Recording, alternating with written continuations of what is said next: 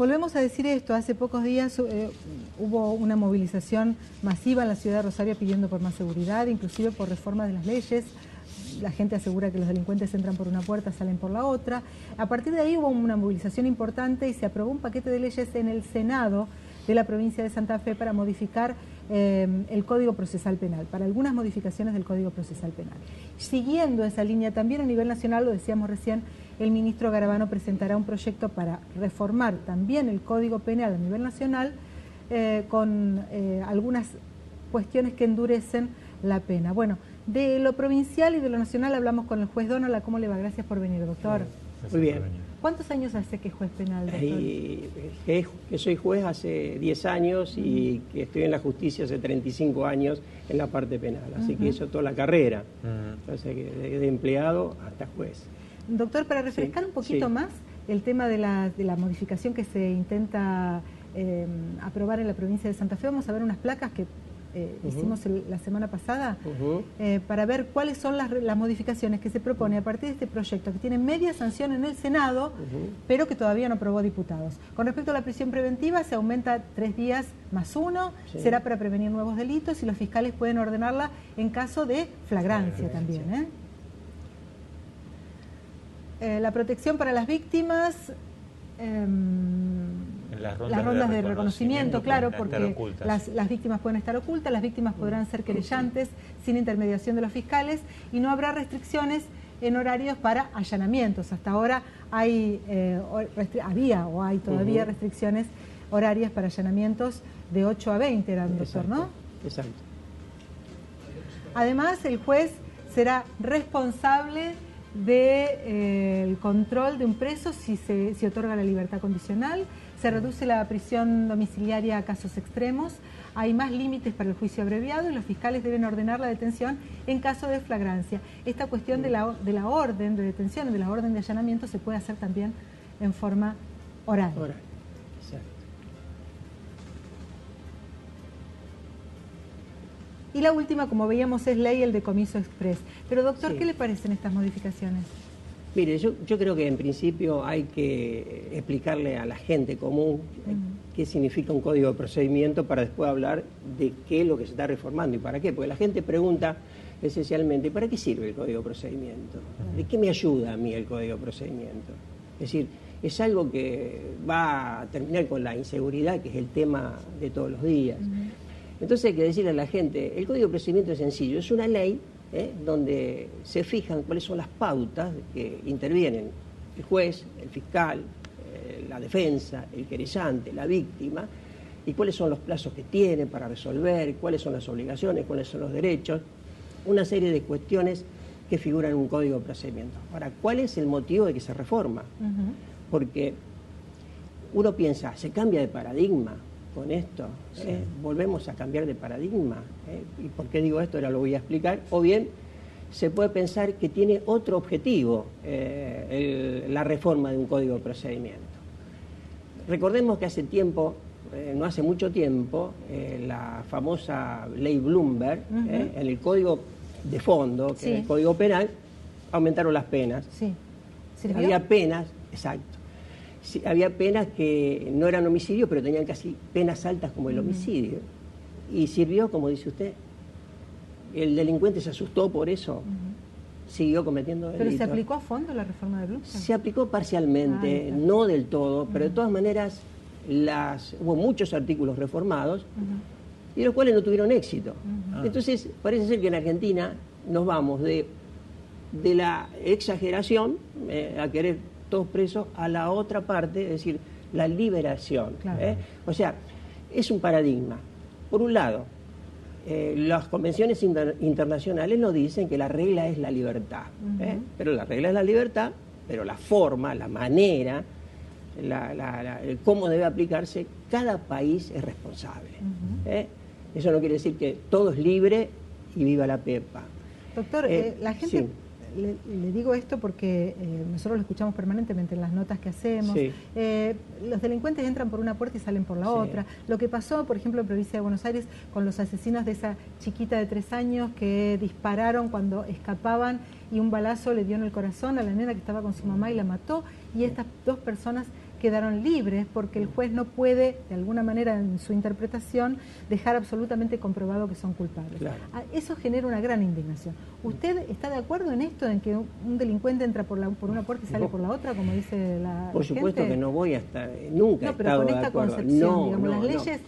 las leyes ¿le dan herramientas a los jueces para mantener detenidos? Exacto, ahí usted está dando la tecla, Sí. a eso iba yo.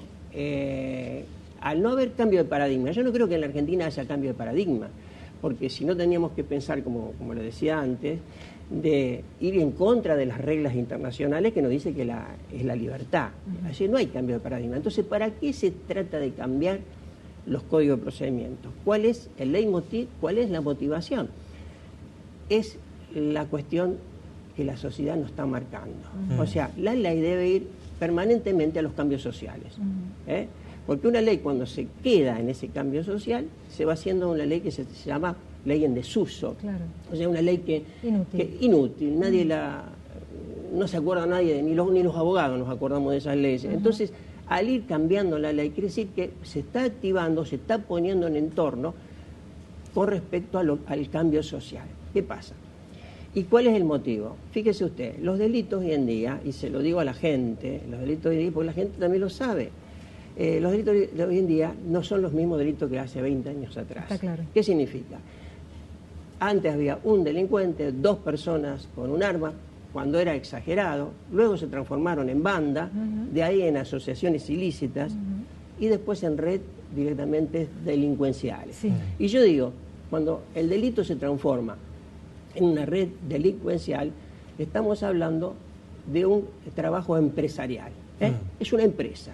Así como hay una empresa lícita, está la empresa ilícita. Claro. Trabajan todos en esa empresa ilícita. Por eso se habla de delitos complejos. Pero claro que ¿no? sí, Claro. se habla de delitos complejos y delitos que obviamente no se lo puede combatir con el policía que está en una comisaría. Y tampoco con las leyes que teníamos antes, y tampoco con el código de procedimiento que teníamos antes. El tema es, doctora, ¿a usted le sirve o no le sirve esta reforma? Ahí nos estamos acercando al tema. ¿Qué es lo que yo pienso? Yo pienso que en todo esto se ha tratado o se está tratando de incorporar ¿qué? Incorporar al Código de Procedimiento política criminal. O sea, está tratando de incorporarse elementos para herramientas de investigación que antes no se tenían.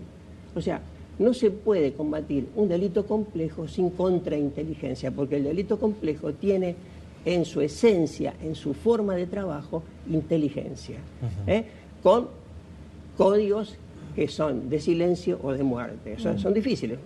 Cuando hay una muerte en un homicidio, por ejemplo, ligado al narcotráfico, a lo mejor lo han visto 10, 12 personas. Sí. ¿Y usted los tiene eso como testigos? Ajá. No. Bueno, No. ahora vamos con la reforma del Código de Sí. Procedimiento para un fenómeno que estamos viendo en Rosario. Sí. Yo, por ejemplo, hablaba anoche con el padre del muchacho que mataron en Montevideo y Mitre el domingo a las 5 de la mañana. Dijo, fue un ajuste del narcotráfico porque ahí lo perseguían para ser soldado y no quiso serlo. ¿Dónde? En el Fonavi de Grandoli Gutiérrez. Sí. Eso está tomado por monoblocks en manos del narcotráfico que está avanzando. Exactamente. Como ese Fonavi, hay otros sectores, otro en Villa Banana, otro en Palmegraneros y demás. Este nuevo Código de Procedimiento, para combatir estas empresas, estas asociaciones ilícitas, como usted la denominó, se ajusta, viene en tiempo y forma. Se va ajustando. Fíjese, no es la panacea. Ajá. No es la panacea, porque combatir el delito, yo lo dije en algún artículo que escribí no hace mucho, ahora está ocupando la calle el delito. O sea, el delincuente ocupó la calle. Sí. Nosotros estamos encerrados en nuestros domicilios. Sí. Rejas, ventanas, alarmas comunitarias. Estamos escondidos. Cuando el delincuente ocupa la calle, estamos, no digo perdidos, pero debemos nosotros, o sea, deben ser las fuerzas de seguridad que deben retomar como primera medida el control de la calle, las fuerzas de seguridad. Y a partir de ahí sí empiezan a servir las reformas del Código de Procedimiento. ¿Cuáles son?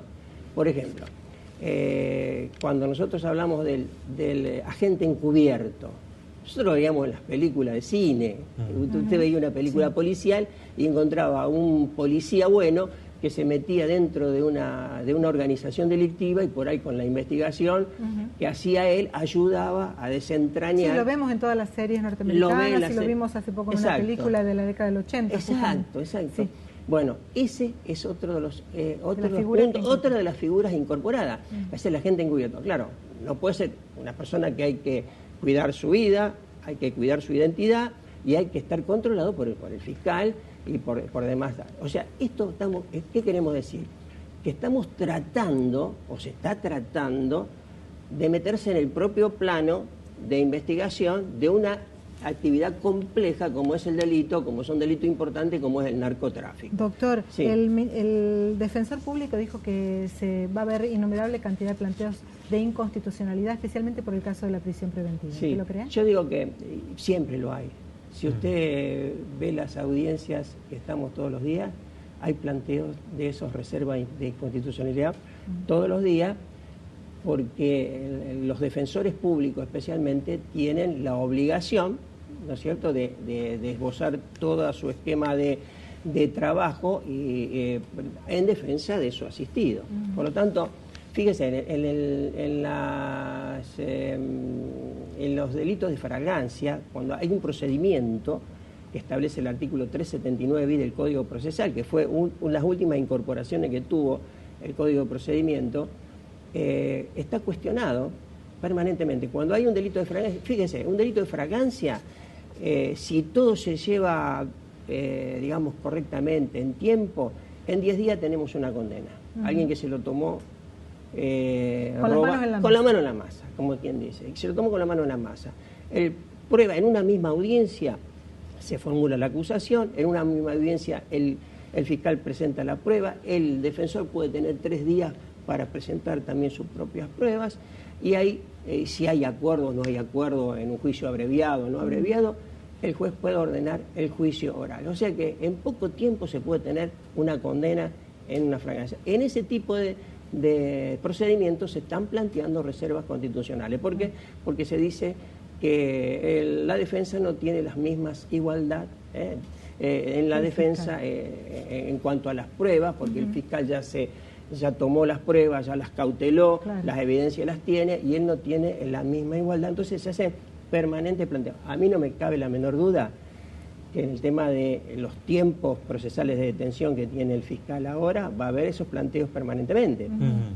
O sea, va a estar todo en la decisión del juez, pero también yo digo que va a estar en la muñeca del fiscal, porque el fiscal va a saber cuando la persona que detiene debe llevarlo inmediatamente delante del juez, o necesita 1 día o 2 días más porque a una prueba importante le falta incorporar. Sí, el autor de la norma, Enrico, ya aclaró que son 24 horas, que más de 24 horas no puede, sí puede detenerse con prisión preventiva 3 días o más, pero el juez debe estar notificado como máximo las 24 horas. Claro.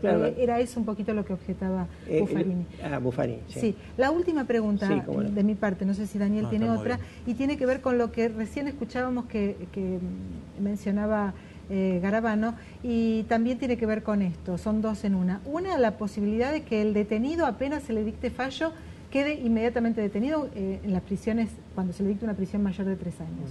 ¿Cuál es su opinión? Y la segunda tiene que ver con esto de la provincial, que el juez es responsable si dicta la libertad condicional de un detenido. Yo digo que le contesto primero la última. Sí. Yo creo que el juez siempre es responsable. Cuando se dicta una libertad condicional, en mi caso no he dictado libertades condicionales, no me ha tocado hacerlo ahora como juez, pero incluso cuando uno dispone un arresto domiciliario, corre el riesgo siempre permanente de que se produzca algo. Es como que en la mente del juez pasa, esta persona ¿qué va a hacer en la calle? Por más que los informes estén Doctor, muy buenos. ¿Ustedes lo perciben cuando, digamos, cuando usted dice no ha dictado prisión preventiva, libertad condicional, pero sí por ahí prisiones domiciliarias? Sí. ¿Y los jueces tienen en cuenta su propia percepción a la hora de evaluar si puede haber siempre. Acá hay colegas que le acusan a una jueza no tener calle suficiente y que liberó a 2 personas que cometieron otro delito. Pasa así, cuando hay un arresto domiciliario, muchas veces las condiciones se dan, pero ¿qué ocurre? Debería haber también, en un momento lo hubo en la provincia, después por razones de presupuesto, no sé qué pasó, había un organismo que controlaba el arresto domiciliario, porque eso es bueno, el post-control, digamos, después del hecho. Es decir, alguien que pasaba día o día por medio al lugar donde estaba cumpliendo el arresto domiciliario para controlar a ver si estaba. Generalmente cuando limitadamente los jueces, en mi caso, estoy hablando por mi caso, muy limitadamente aplico un arresto domiciliario, le hago un control casi permanente policial de la jurisdicción en horarios indistintos. O sea, que pase por la casa 8 de la mañana, 11 de la noche, no sé, 4 de la tarde, y verifique si esa persona está.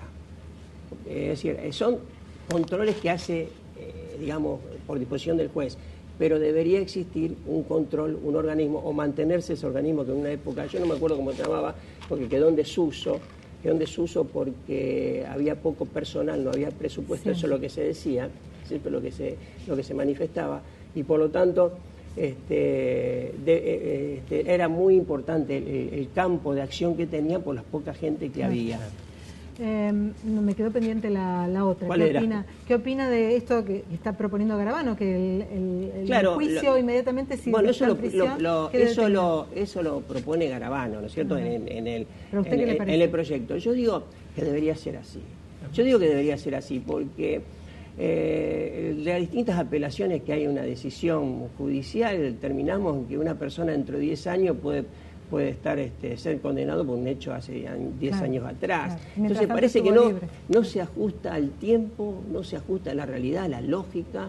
Es decir, cuando una persona está condenada, punto. Después se revisará la sentencia. Si la sentencia después dice que en vez de 3 años son 2 y medio, pero al poco tiempo de esa sentencia obviamente se puede revertir esa situación, pero no esperar tanto tiempo. Gracias por venir, doctor. Inauguramos un ciclo de consultas con ustedes. No? La semana que viene va a haber otros jueces penales para seguir hablando del tema porque es muy importante y la gente lo espera. Muy amable.